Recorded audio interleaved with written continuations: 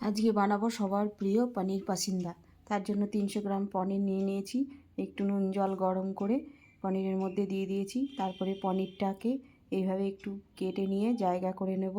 এর মধ্যে পুর ভরার জন্য 2টো টমেটো আর একটু আদা পেস্ট করে নিয়েছি। 100 গ্রাম মতো খোয়া ক্ষীর, কুচনো কাজু বাদাম কিশমিশ, একটু নুন, কুচনো কাঁচা লঙ্কা, ধনেপাতা দিয়ে একটু মেখে নিতে হবে।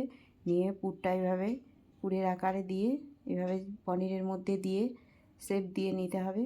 একটু সাবধানে করতে হবে এটা, যে পরপর এরকম করে দিয়ে নেব। 4 টেবিল চামচ মতো এরপরে কর্নফ্লাওয়ার গুলে নেব, ময়দাও গুললে হবে। এর মধ্যে গোলমরিচের গুঁড়ো আর একটু নুন দিয়ে একটুখানি জল দিয়ে গুলে নিলাম, ব্যাটার তৈরি করে নিলাম।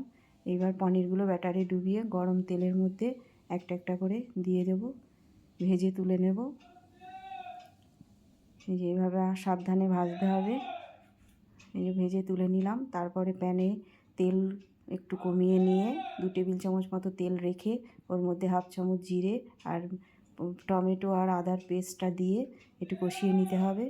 নুন দিলাম, চিনি দিলাম, হলুদ গুঁড়ো, লঙ্কার গুঁড়ো, জিরের গুঁড়ো, ধনের গুঁড়ো দিয়ে একটু কষিয়ে নিলাম। তারপরে দেবো 1/2 কাপ ফ্রেশ ক্রিম দিয়ে এটাও কষিয়ে নেব। তারপরে জল দিয়ে দেবো 1/2 কাপ মতো। তারপরে দিয়ে দেবো কসুরি মেথি দিয়ে দিলাম। তারপরে পনিরগুলো সাবধানে দিয়ে এপিট ওপিট করে উল্টে 5 মিনিট ঢাকা দিয়ে রান্না করতে দিতে হবে।